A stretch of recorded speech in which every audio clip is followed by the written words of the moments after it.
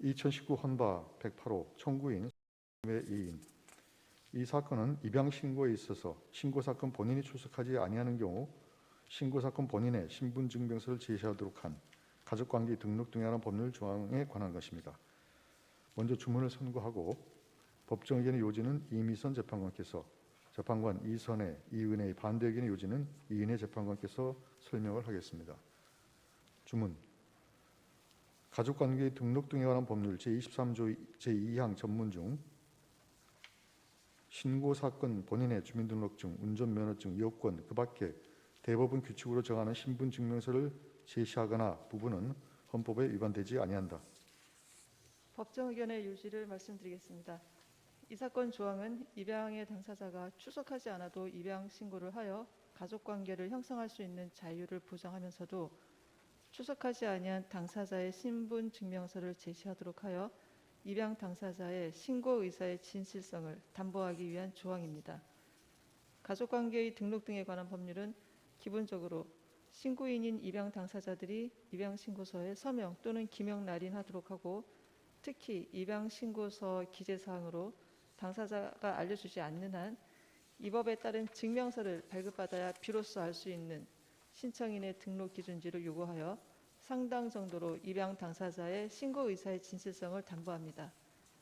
또한 이 사건 조항은 추가로 당사자의 주민등록증, 운전면허증, 여권 등의 신분증명서를 제시하도록 하는데, 이러한 신분증명서는 자신의 신분증명을 위하여 소지하여야 하고 타인에게 넘어갈 경우에 부정 사용될 가능성이 높아 함부로 타인에게 교부하지 않는 서류들입니다.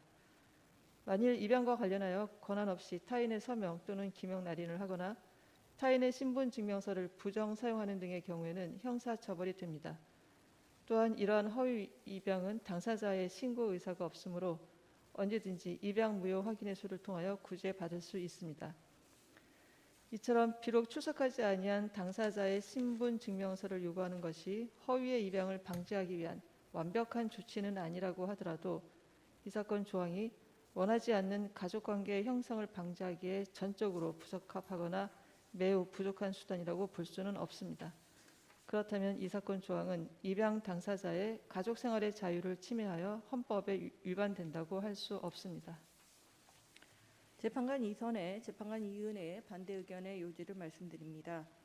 친자관계는 보호, 부양 의무 및 상속 등 친족법상 법률관계는 물론 친자관계를 전제로 한 법률관계 전반의 기초가 되는 것이므로 입양신고의 진실성 담보 강화가 높게 요청됩니다. 따라서 입법자는 당사자의 진정한 입양의 합의를 명확히 확인할 수 있도록 입양의 신고 방법을 규정하여야 한다는 점에서 입법 형성권의 한계가 있습니다. 이 조항은 출석하지 아니한 신고사건 본인의 신분증명서를 제시하도록 하여 당사자의 진정한 입양의 합의를 확인합니다.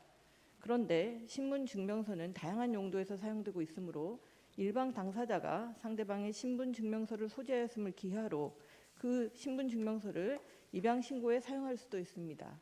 따라서 당사자 사이에 진정한 입양의 합의가 존재한다는 점을 추가적으로 확인하는 방법을 두거나 적어도 신고사건 본인에 대하여 신고가 있었다는 사실을 우편 통지함으로써 신고사건 본인의 의사에 반하여 이루어진 입양신고를 정정할 수 있는 기회가 실효적으로 부여되어야 합니다.